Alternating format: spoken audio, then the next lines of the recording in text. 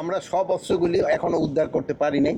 আমরা অস্ত্রগুলি উদ্ধার করার চেষ্টা করতেছি এবং আল্লাহ দিলে হয়তো ইলেকশনের আগে আরও অনেক অস্ত্র উদ্ধার হয়ে যাবে এবং ইলেকশনটা যেন আপনাদের সহযোগিতায়, জনগণের সহযোগিতায় ভালোভাবে হতে পারে, এই জন্য আমরা অবশ্যই চেষ্টা করব। আর ইলেকশনের কিন্তু এই আইন শৃঙ্খলা বাহিনী একটা স্টেক না, এটার মধ্যে সবচেয়ে বড় স্টেক হলো যারা ইলেকশনে অংশগ্রহণ করবে। 2 নাম্বার হলো আপনার ইলেকশন কমিশন, তারপরে হলো প্রশাসন, আর তারপরে হলো আমরা আইন শৃঙ্খলা বাহিনী।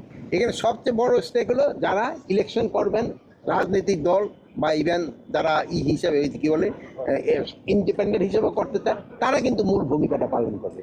এখন তারা যদি সবাই সহযোগিতা করে, আমাদের পক্ষে ইলেকশন করা সম্ভব, কোনো অসুবিধা হবে না। কিন্তু অলরেডি কয়েকটা মামলা কিন্তু শুরু হয়ে গেছে। আর প্লাস আরেকটা জিনিস হয়েছিল, আপনারা ধরেন যে একটা হত্যা মামলায় হয়তো 20 জন আসামি হওয়া দরকার ছিল, আপনারা ওখানে 200 আসামি দিয়ে ফেলছেন। এখন এই জন্য ইনভেস্টিগেশনের সময় বেশি লাগবে। তা আপনারাই কিন্তু আমাদের সবসময় বলছেন যেন নিরাপদ ব্যক্তি যেন কোনো অবস্থায় শাস্তির আওতায় না আসে।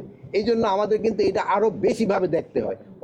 অনেকে নিজেদের স্বার্থ সিদ্ধির জন্য অনেকে কিন্তু কিছু নিরীহ লোকের নাম দিয়ে দিছে, এই জন্য কিন্তু সময়টা বেশি লাগবে। যদি তারা অ্যাকচুয়াল আসামিদের নামটা দিত, তবে কিন্তু এত সময় লাগতো না। আমরা সবচেয়ে আপনাদের সাহায্য সহযোগিতাই চাবো, যেহেতু আপনারা যদি সত্যি সংবাদটা প্রকাশ করেন, তবে কিন্তু আর কোনো বিভ্রান্ত সৃষ্টি করতে পারবেন না। তাহলে আজকাল ধরেন বিভিন্ন মিডিয়া ধরেন আবার এই একটা কি জানি বাইরেছে আর্টিফিশিয়াল ইন্টেলিজেন্স, এটা দিয়ে ধরেন যে চলে গেছে তারও ছবি দিয়া, তারে জীবিত বানায়া তার তো ছবি বানায় ফেলে। এগুলি ক্ষেত্রে আপনাদের ক্ষেত্রে আমি অনুরোধ করবো, যেটা ঘটনা সত্যি সংবাদটা আপনারা প্রকাশ করেন। আর স্বরাষ্ট্র মন্ত্রণালয় থেকে আমাদের ডিরেকশন, যেই ঘটনা ঘটে ওটা সত্যিটা প্রকাশ করে দেওয়া, এটার ভিতরে কোনো লুকোচুরি করার কোনো কিছু নেই, যা ঘটে তা প্রকাশ করে দেয়। এটাই যদি হয়, সেই সময় জনগণ সচেতন। তো কিছু সংগত স্বার্থন্বেষী লোক থাকবেই, যারা সব সময় একটা প্রবলেম ক্রিয়েট করার জন্য চেষ্টা করবে।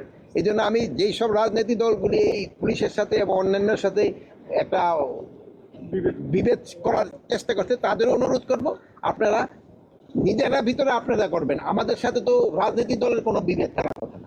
আপনারা কাজ করবেন, আমাদের কাজ করবেন। আমাদের কাজ হলো আইন শৃঙ্খলা রক্ষা করা, আর আপনাদের কাজ হলো জনগণের কাছে দিয়ে ভোট আদায় করা। আপনারা তাদের জন্য চেষ্টা করবেন, আর আমরা হলো জনগণের জন্য যেন তারা সুখে শান্তিতে থাকতে পারে, ওটার ব্যবস্থা করার দায়িত্ব হলো আমার।